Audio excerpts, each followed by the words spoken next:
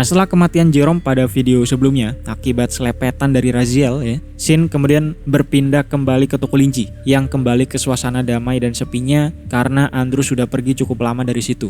Nah, Prima juga terlihat masih terus mempelajari bukunya sambil sesekali melirik ke arah Linji karena masih merasa terpesona campur merinding dengan kemisteriusan si Linji. Apalagi dikatakan Prima juga mengetahui jam yang baru saja diberikan oleh Andrew merupakan sebuah artefak paling berharga milik keluarganya. Sehingga hal ini menunjukkan bahwa Andrew pasti sudah menyinggung Linji cukup parah sampai-sampai ia harus memberikan artefak berharga milik keluarganya sebagai permintaan maaf. Yang artinya keluarga Andrew ini pasti sudah di ujung tanduk dan akan mengalami sesuatu yang mengerikan jika mereka tidak mendapatkan maaf dari Linji. Nah, tatapan Prima ini akhirnya disadari oleh Linji. Nah, namun ketika Linji bertanya apakah ada sesuatu, Prima tidak membahas rasa merindingnya tersebut, melainkan membuat alasan bahwa dia cuma rindu dengan kakaknya. Sehingga Linji pun harus menenangkan Prima kembali dengan Linji mengatakan bahwa dia tadi pun juga sudah meminta tolong kepada Andrew untuk membawa Jerome ke tokonya dan untuk bertanggung jawab juga terkait pintu tokonya yang rusak. Jadi mereka tinggal menunggu kabar dari Andrew saja.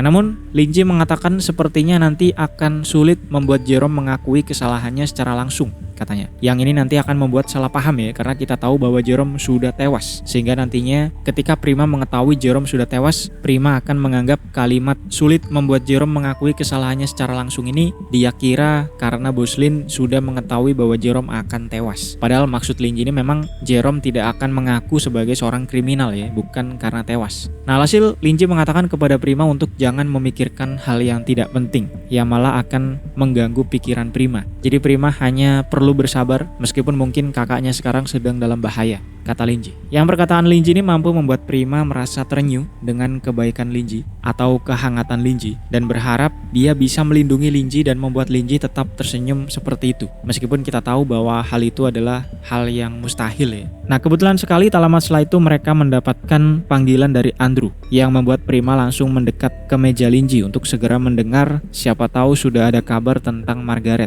Nah, namun Linji yang melihat kepanikan Prima dan keburu-buruan Prima ini memutuskan untuk memberikan teleponnya kepada Prima supaya Prima langsung mendengar dari Andrew tentang kabar apa yang akan dia sampaikan terkait Jerome. Nah, saat Prima mengangkat teleponnya, Prima langsung mendengarkan suara Andrew yang menceritakan bahwa Jerome sudah tewas di kantornya dengan keadaan yang cukup mengenaskan, di mana lehernya tercengklek, tubuhnya sudah kosong dan hanya menyisakan kulit saja. Yang menurut investigasi kematian Jerome ini diduga karena pembunuhan yang dilakukan oleh makhluk dengan kekuatan tinggi yang diperkirakan ada di tingkat supreme. Lalu di samping tubuh Jerome ada sebuah Philosopher's Stone dengan kualitas yang hampir sempurna dan Andrew mengatakan bahwa dia akan membawa Philosopher's Stone tersebut kepada Linji sesuai perintah Linji sebelumnya, di mana Linji meminta kompensasi dari Jerome atas rusaknya pintu tokonya. Nah, karena dikatakan Andrew ini menduga sepertinya Philosopher's Stone ini terbuat dari tubuh Jerome, maka Andrew cukup yakin bahwa Philosopher's Stone inilah yang Linji maksud sebagai kompensasi atas pintu tokonya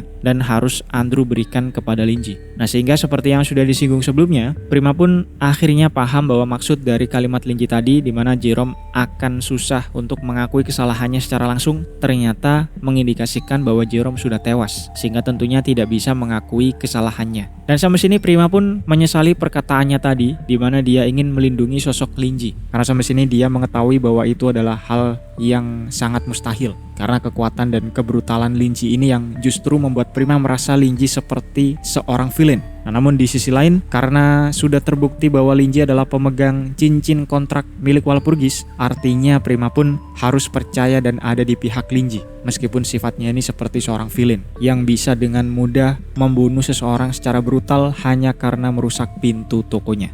Nah, selain kabar tentang Jerome, Andrew juga memberikan beberapa kabar lain. Pertama, lokasi dan kondisi Margaret saat ini masih belum ditemukan dan masih dalam tahap melacak jejak sihir yang tersisa. Lalu kedua, ditemukan juga sebuah penyimpanan eliksir tersembunyi milik Jerome yang beberapa diantaranya bisa mempengaruhi pikiran orang lain. Dan dari eliksir ini kemudian ditemukan bekas-bekas pemakaiannya di seluruh penjuru Truth Society, sehingga bisa dibilang Jerome sudah hampir bisa mengendalikan seluruh Truth Society dengan memanfaatkan memanfaatkan para scholar yang terpengaruh obat tersebut. Alhasil Andrew pun berterima kasih kepada Linji karena tidak bisa dibayangkan apa jadinya jika hal ini terus berlanjut dan tidak terungkap. Yang di sini perlu diingat, Andrew itu masih belum tahu ya kalau yang ngangkat teleponnya adalah si Prima. Jadi Andrew mengira dia sedang berbicara dengan Linji, makanya dia sempat berterima kasih kepada Linji.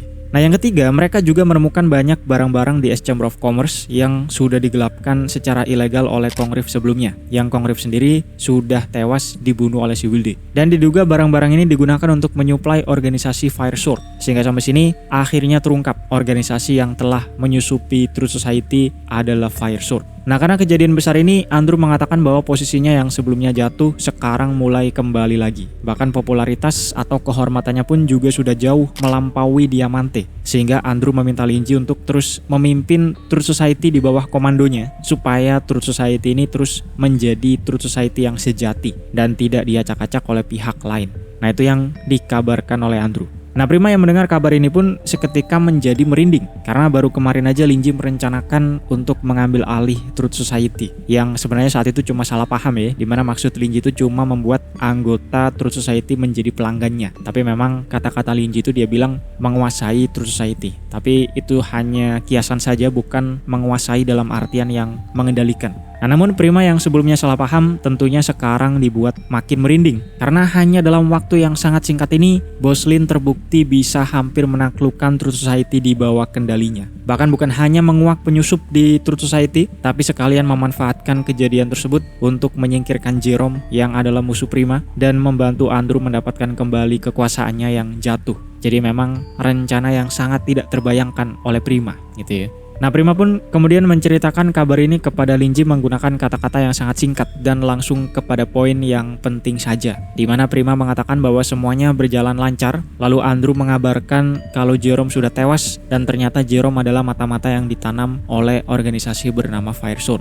Sehingga di sini Andrew berterima kasih kepada Boslin atas bantuannya. Lalu Andrew juga mengatakan ada sebuah Philosopher's Stone di lokasi tersebut yang katanya nanti akan dia bawa ke toko Boslin. Nah itu Prima ceritakan secara singkat kepada Linji sambil masih berkomunikasi dengan Andrew.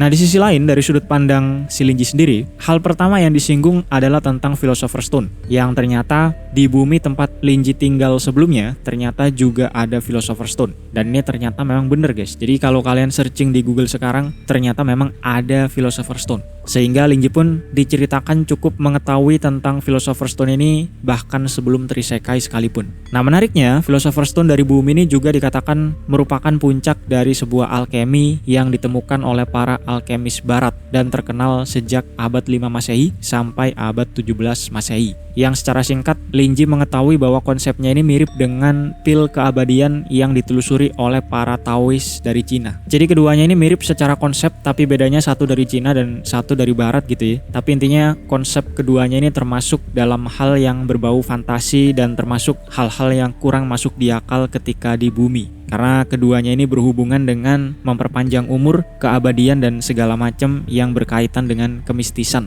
intinya ya. Ternyata kalau kalian searching di Google ternyata memang ada Philosopher's Stone ini. Kalau mungkin mau tahu info lebih banyak mungkin bisa langsung dicek aja. Nah sedangkan kalau di Azir, berdasarkan beberapa buku yang telah Linji baca, konsepnya ternyata juga mirip dengan di bumi, di mana alkemis dan Philosopher's Stone itu adalah dua hal yang berkaitan dekat dan sama-sama berbau mistis. Yang tak lama ini Linji pun juga mengetahui bahwa Truth Society juga meneliti tentang Philosopher's Stone ini, sama seperti para alkemis barat di bumi. Nah tapi bedanya kalau di Azir ini Linji sudah membuktikan sendiri ya bahwa dunia mistis itu memang ada. Bahkan Linji sendiri sudah bisa mengendalikan dream realm-nya sendiri, dan sesuatu yang menopang segala macam kemistisan ini adalah Aether. Sehingga Linji pun menduga apakah Philosopher's Stone di Azir ini bukan sekedar batu fantasi saja, melainkan memang mempunyai unsur mistis di dalamnya. Yang mana Linji berpikir apakah mungkin Philosopher's Stone ini merupakan Aether yang berkondensasi menjadi bentuk fisik dan merupakan pencapaian dari Fire Sword, yang memang Linji tahu kalau mereka ini juga meneliti dan menelusuri tentang dunia kemistisan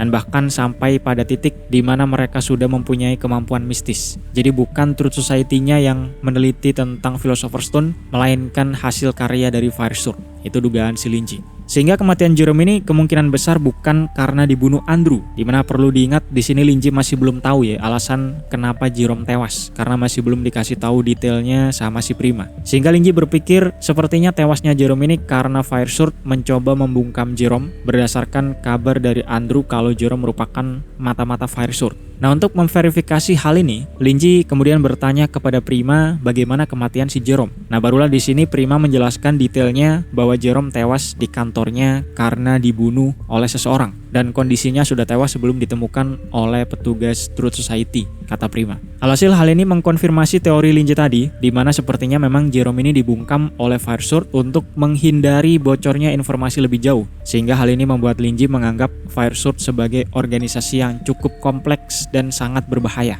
karena mereka sudah menyusupi banyak organisasi besar, di mana yang sudah terbukti sampai sekarang adalah Church of the Dome dan the S Chamber of Commerce. Nah, sekarang terungkap bahwa Truth Society pun juga sudah disusupi oleh mereka, sehingga tidak menutup kemungkinan bahwa organisasi lain termasuk kepolisian tempat si Joseph bertugas bisa jadi juga terdapat mata-mata dari Firesword. Apalagi anggota mereka juga memahami tentang dunia mistis, dan dari perkataan Michael tempo hari mereka memang sedang menelusuri tentang kemistisan. Meskipun mereka ini tidak terlalu kuat dan pemahaman mereka sepertinya masih terbatas karena founder mereka saja bisa Linji kalahkan dengan mudah. Nah, namun tetap saja kalau dibandingkan dengan orang-orang biasa, mereka ini sangat berbahaya dan tidak bisa diremehkan.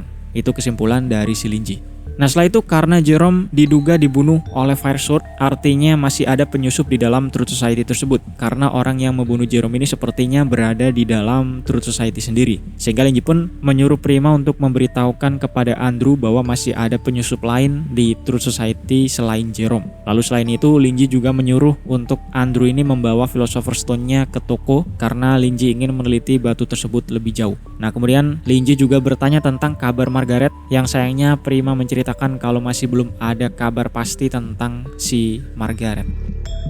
Nashin kemudian berpindah dari sudut pandang si Andrew yang saat ini berada di dekat lokasi tewasnya Jerome, yang saat itu sudah ada banyak petugas di bawah kepemimpinan Diamante yang memang ditugaskan untuk mengurusi hal tersebut. Dan di sekitarnya juga dipenuhi oleh para scholar yang tidak bertugas, jadi mereka ini hanya penasaran tentang kejadiannya. Termasuk di situ juga ada si Andrew yang berada di pojokan terlihat sedang berkomunikasi dengan toko Linji. Dan pada satu titik setelah Prima berbicara tadi, Andrew pun mengetahui kalau teleponnya ini sedang dibawa oleh si Prima dan dia tidak berbicara langsung dengan Bos Lin. Sehingga setelah urusan dengan Bos Lin selesai dan tidak ada perintah lain dari Bos Lin, Andrew pun berbincang secara pribadi dengan Prima. Di mana saat itu Andrew menawarkan kepada Prima untuk menggantikan posisi Margaret sebagai orang yang bertanggung jawab atas divisi obat. Karena kabar dari Margaret saat ini masih belum diketahui dan si Jerome pun yang sebelumnya memegang kendali sementara sekarang juga tewas, sehingga posisinya ini kosong.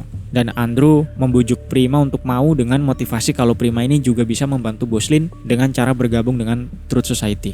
Nah, sayangnya hal ini tidak dijelaskan lebih jauh dan setelah itu Shin berpindah ke Langdon Hood, keponakan si Maria yang merupakan pemimpin dari kelompok Wisdom Seeker. Di mana sebelumnya mereka ini bernama Truth Seeker, tapi setelah diceramai oleh Linji tempo hari kalau kebijaksanaan itu lebih penting daripada pengetahuan atau semacam itu ya, mereka kemudian berganti nama menjadi Wisdom Seeker. Dan Wisdom Seeker ini sampai sini sudah menjadi semacam sekte ya, yang anggotanya semakin bertambah seiring waktu, seperti Corpse Devouring Sect yang dipimpin oleh Wilde. Nah, Wisdom Seeker ini juga kelompok yang memutuskan untuk mengikuti dan menganggap Linji sebagai god yang harus disembah, sehingga mereka memanggil Linji dengan sebutan Lord. Nah, dikatakan setelah Hood melihat kejiwa Linji pada malam tempo hari yang bertujuan untuk mengambil secuil pengetahuan dari Linji yang berujung kepada kegagalan. Nah, dijelaskan sejak saat itu Hood ini merasa ada yang berubah pada jiwanya sendiri, seperti terkontaminasi sesuatu yang tidak bisa ia jelaskan. Dan kontaminasi ini kemudian menjalar ke seluruh tubuhnya sehingga menciptakan sebuah mata ketiga di tengah kedua matanya. Alhasil Hood sendiri pun merasa bahwa dia sudah bukan lagi seorang manusia, melainkan sudah berubah menjadi monster.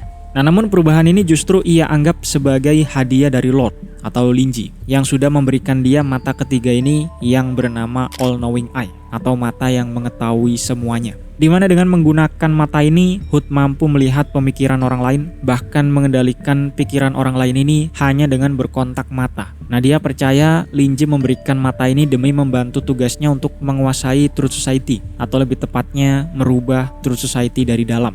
karena dipercaya mereka ini ada di jalan yang salah, sehingga Wisdom Seeker ini harus merubah Truth Society dari yang awalnya ada di jalan pengetahuan menjadi jalan kebijaksanaan atau wisdom. Nah, rupanya para Wisdom Seeker ini juga mengetahui atau menyadari kalau mereka ini tidak diberikan perintah apapun oleh Lord mereka atau Linji. Nah, namun mereka menganggap bahwa tidak adanya perintah dari Linji ini justru untuk mengetes kemampuan mereka atau untuk melatih kemampuan mereka. Karena kalau semua hal harus ketergantungan oleh Linji, lalu apa gunanya para bawahan yang Linji punya? Apa gunanya si Hood ini gitu ya. Jadi Hood menganggap hal ini sebagai latihan untuk nantinya dia bisa menjadi tangan kanan dari Linji. Nah, Hood kemudian menjadi lebih bersemangat setelah mendengar sebuah sekte yang sedang melambung namanya, bernama Corpse Devouring Sect, yang mengalami pertumbuhan dengan sangat cepat. Dan menurut laporan, sekte ini dipimpin oleh Faceless Black Scale Wilde, sang Black Mage tingkat destruktif.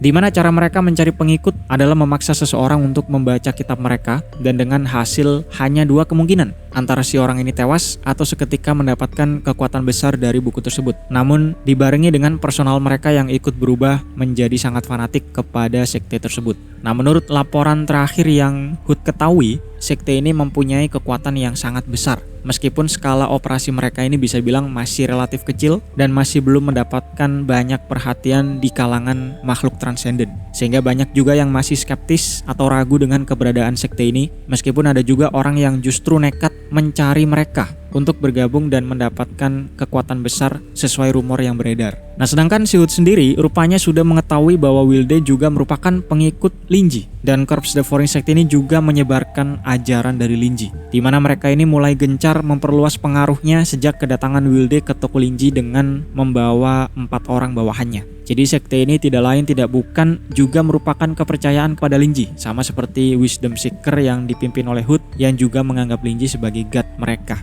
Jadi mereka berasal dari sumber yang sama. Sehingga Hood pun tidak berani bermalas-malasan karena sekarang dia mempunyai saingan dan pihak yang tidak kompeten nantinya pasti akan menjadi bahan tertawaan bagi yang satunya.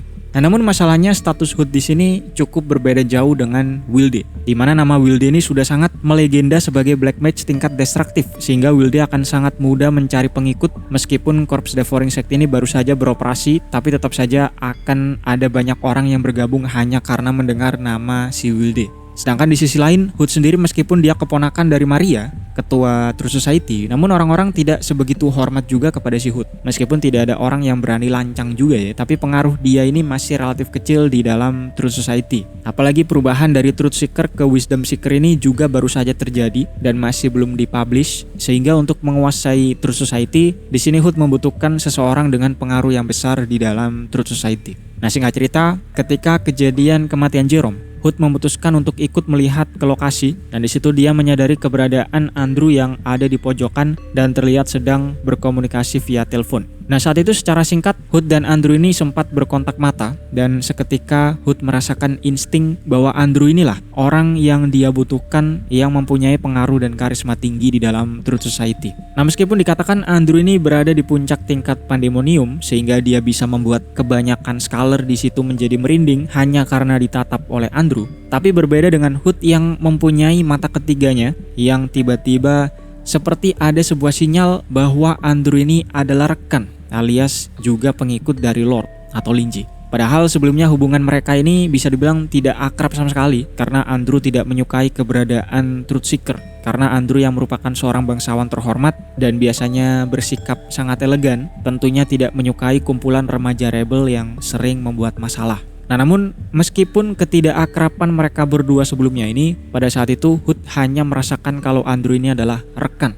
Tidak ada kata ketidakrukunan di antara mereka berdua. Dan Hood merasa Andrew ini sangat cocok untuk membantu pertumbuhan Wisdom Seeker di dalam Truth Society. Sehingga hal ini tentunya dia percayai sebagai rencana dari Lord. Jadi bukan sebuah kebetulan belaka ketika dia bertemu dengan si Andrew ini. Nah, di sisi lain, si Andrew kurang lebih juga merasakan insting yang sama dengan Hood, di mana Andrew sempat terkejut ketika merasakan bahwa si Hood ini sudah menjadi pengikut Boslin. Karena dikatakan setelah Andrew kekuasaannya anjlok kemarin akibat berbagai macam kejadian yang dia alami, dimana yang terakhir adalah perintah dia kepada Truth Seeker gagal dicabut karena diganggu oleh si Jerome ya, sehingga Truth Seeker menjadi membegal toko linci. Nah, Andrew di sini sudah banyak pikiran dan tidak peduli lagi dengan Truth Seeker, sehingga ketika kemudian mereka kembali dari toko linci dengan keadaan yang baik-baik saja, lalu terdengar kabar bahwa Truth Seeker ini mengalami konflik internal dan menjadi semakin aneh. Di situ Andrew sudah tidak peduli dengan mereka karena pikirannya ini sudah ruwet ya. Andrew cuma berpikir mereka menjadi seperti itu palingan karena sudah dikasih pelajaran sama Linji, tapi tidak disangka-sangka rupanya mereka menjadi pengikut Bos Lin. Alhasil sampai sini Andrew pun menjadi punya rasa pertemanan dengan si Hood ini. Nah, namun Andrew berpikir sepertinya sekarang bukan saat yang tepat untuk mereka berinteraksi secara publik, karena Andrew baru saja mengembalikan kekuasaannya, sehingga kalau Andrew ini diketahui punya interaksi tidak wajar dengan Hood, hal ini bisa menimbulkan kecurigaan dari orang lain, terutama si Diamante, yang memang orangnya cukup licik dan pasti akan memanfaatkan ketidakwajaran tersebut untuk ia gunakan melawan Andrew kembali. Jadi mereka masih belum bisa berinteraksi secara publik. Mungkin masih bisa kalau secara private ya, tapi yang pasti tidak secara terang-terangan. Nah, menariknya ketika Andrew dan Hood ini berkontak mata, mereka seperti mempunyai pemikiran yang sama dan bisa memahami kebutuhan satu sama lain. Kemudian sambil masih menatap Andrew, di situ Hood menekan kepalanya, lalu muncul mata ketiganya yang ikut menatap ke arah Andrew dan berkedip beberapa kali. Kemudian Hood perlahan pergi dengan tersenyum. Nah, melihat hal ini, Andrew yang seakan mengerti, setelah itu dia menyuruh seseorang untuk membubarkan orang-orang yang berkumpul di situ yang tidak mempunyai kepentingan, yang cuma nonton doang. Lalu memerintahkan satu orang lagi untuk menjaga pintu masuk ke ruangan kantor tempat Jerome tewas, di mana kemudian Andrew masuk ke situ sendirian dan menutup pintunya rapat-rapat. Nah, kemudian tak lama terlihat juga si Hood yang masuk melalui ventilasi udara, dan mereka berdua pun mulai merencanakan bagaimana cara memberikan Truth Society ini kepada Lord mereka atau si Linji. Nah, mungkin sampai sini aja untuk hari ini guys. Jangan lupa like dan subscribe. Bisa juga traktir kopi di deskripsi. Hari ini ada traktiran dari Potik lagi. Semangat bang, tambah durasi kalau bisa. Kalau durasi paling enak memang 20 menitan aja ya. Kalau dibuat lebih lama, waktu bikin videonya pun juga makin lama. Jadi paling enak 20 menitan aja. Lalu ada dari Zain. Lanjut bang. Oke, ini sudah upload. Dan yang terakhir ada dari Atfal Furniture. Seru bang, kalau endorse gimana bang? Kalau endorse gua masih belum tahu formatnya, itu pertama. Kedua, karena yang kebanyakan endorse itu biasanya Zeus. Ya misal kalian tahu lah ya Zeus itu apa. Jadi sekarang masih belum nyaman aja. Oke, terima kasih yang sudah traktir hari ini. Semoga video ini bisa menghibur waktu luang kalian. Dan sampai jumpa di video selanjutnya guys. Adios.